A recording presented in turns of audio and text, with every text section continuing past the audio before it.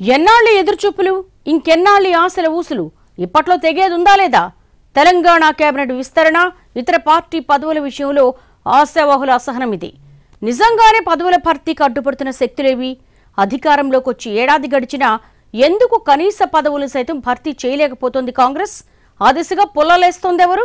పదవుల భర్తీ విషయంలో కాంగ్రెస్ నాయకులకు ఎప్పటికప్పుడు నిరీక్షణ తప్పడం లేదు. అదుగో ఇదుగో అంటూ అధిష్టానం ఊరిస్తుంది తప్ప మ్యాటర్ మాత్రం కొలిక్కి రావడం లేదు.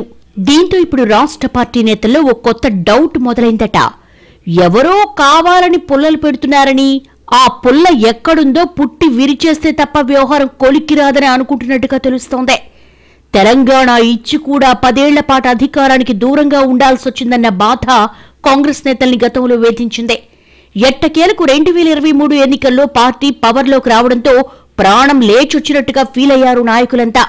కానీ పదవుల భర్తీ ఆలస్యమవుతూ ఉండడంతో ఎక్కడలేని నిస్సత్తువ ఆవహిస్తోందట. దీనికోసమేనా 10 ఏళ్లు కళ్ళు కాయలు కాచేలా ఎదురుచూసింది అంటూ చాలా మంది నిరాశ నిట్టూర్పులతో ఉన్నట్టుగా సమాచారం. క్షేత్రస్థాయి నాయకుల నుంచి మొదలుకొని కేబినెట్ బెర్తల మీద ఆశలు పెట్టుకున్న వాళ్ళదాకా అందరికీ అదే ఫీలింగ్. పవర్ చైర్లో ఎప్పుడెప్పుడు కూర్చుందామా అన్నదే అందరి ఆరాటం. పోనీ ఎవరో ఒకరితో భర్తీ చేసేస్తే ఇక ఆ పదవుల మీద ఆశ ఉండదు. అలా కాకుండా ఖాళీగా పెట్టడం వల్ల ఎవరికి వాళ్లు మాకే వస్తుందన్న ఆశతో ఎదురుచూస్తున్నారని, దానివల్ల అనవసరమైన ఇబ్బందులు పెరుగుతున్నట్టుగా మాట్లాడేసుకుంటున్నాయి కాంగ్రెస్ వర్గాలు. మిగతా పోస్టుల సంగతి ఎలా ఉన్నా కేబినెట్ విస్తరణ మీద ఇప్పటికే చర్చోపచర్చలు జరిగాయి. లోక్సభ ఎన్నికలు మొదలుకొని శ్రావణ మాసం, దసరా, దీపావళి దాకా ఎప్పటికప్పుడు విస్తరణ ముహూర్తపు ప్రచారం జరిగింది. చివరికి పార్టీ అధికారంలోకి వచ్చి ఏడాదైన సందర్భంలో విస్తరణ ఉంటుందని అంతా భావించారు. కానీ అసలు పని జరగకపోగా ఎప్పటికప్పుడు ఉందిగా సెప్టెంబర్, మార్చి పైన అన్న సినిమా సాంగుని గుర్తు చేసేసుకుంటూ వాయిదాల పర్వం కొనసాగుతూనే ఉంది. ఇక చివరిగా జనవరి 3వ వారంలో కేబినెట్ విస్తరణ ఉంటుందని ఆశగా ఎదురుచూశారంతా.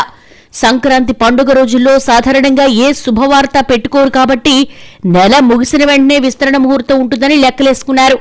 కానీ ఇప్పుడు ఆ ముహూర్తం కూడా వర్కౌట్ అయ్యే పరిస్థితులు కనిపించడం లేదంటున్నారు.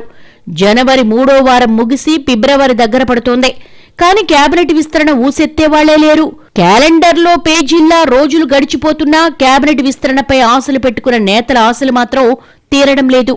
నిజామాబాద్, ఆదిలాబాద్ జిల్లాలకు ఇంతవరకు కేబినెట్లో ప్రాతినిధ్యం లేదు. అలాగే ఉమ్మడి రంగారెడ్డి జిల్లా, హైదరాబాద్ జిల్లాల నుంచి కూడా కేబినెట్ మంత్రులెవరూ లేరు. దీంతో ఆయా జిల్లాలకు చెందిన నేతలంతా ప్రభుత్వ పెద్దలు ఎప్పుడు ఢిల్లీ వెళ్లినా వాళ్ళు తిరిగి ఫ్లైట్ దిగేదాకా ఆశగా చూస్తున్నారు. ఇక నల్గొండ జిల్లాలో కోమటిరెడ్డి రాజగోపాల్ రెడ్డి కూడా తనకు కేబినెట్లో చోటు దక్కుతుందని ఎదురు చూస్తున్నారు. అదే జిల్లాకు చెందిన బాలు నాయక్ గిరిజన కోటాలో మంత్రి అవుతారన్న ధీమాతో ఉన్నట్టుగా కనపడుతోంది. ఇలా ఎవరికి వారు విస్తరణ ఆశల పల్లకీలో ఊరేగుతూనే ఉన్నారు. కానీ పని మాత్రం జరగడం లేదు. మరోవైపు మంత్రి పొంగులేటి శ్రీనివాసరెడ్డి త్వరలోనే కేబినెట్ విస్తరణ అంటూ ఊరిస్తున్నా ఇది కూడా రొటీన్ స్టేట్మెంటేనా, ఈసారన్న పని జరుగుతుందా అన్న డైలమాలో ఉన్నారట ఆశావహులు. ఈ ఆశల ఊసుల సంగతి ఎలా ఉన్నా అసలు కేబినెట్ విస్తరణకు అడ్డుపడుతున్న శక్తులేంటి?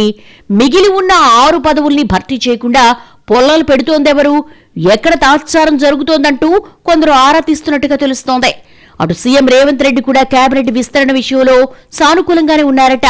మరిక ఆలస్యం ఎందుకు, అడ్డుపడుతోందేంటి అంటూ సాగదీస్తూ అడుగుతోంటే ఇప్పుడు కొత్త రకమైన సమాధానం చెప్తున్నాయట కాంగ్రెస్ వర్గాలు.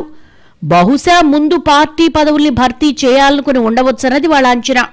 ముందు పీసీసీ కమిటీల్ని పూర్తి స్థాయిలో వేస్తే ఎక్కువ మందిని సంతృప్తిపరచొచ్చని, అప్పుడు కేబినెట్ ఆశావహుల సంఖ్య కూడా తగ్గుతుందని అనుకుంటున్నట్టుగా సమాచారం. ఒకవేళ అలా కాకుండా ప్రెసిడెంట్ కేబినెట్ రేసులో ప్రచారంలో ఉన్న వ్యక్తులు నచ్చని వాళ్ళెవరైనా అధిష్టానం దగ్గర పొల్లలేసి అడ్డుపడుతున్నారా అన్న చర్చ సైతం నడుస్తోందట. ఇలా రకరకాల తిరుగుడు మరుగుడు లింకులతో కేబినెట్ విస్తరణ ఎప్పటికప్పుడు వాయిదా పడుతూనే ఉందట. చూడాలి మరి ఆ చాతక పక్షుల ఆశలు ఎప్పటికి నెరవేరుతాయో ఏమో.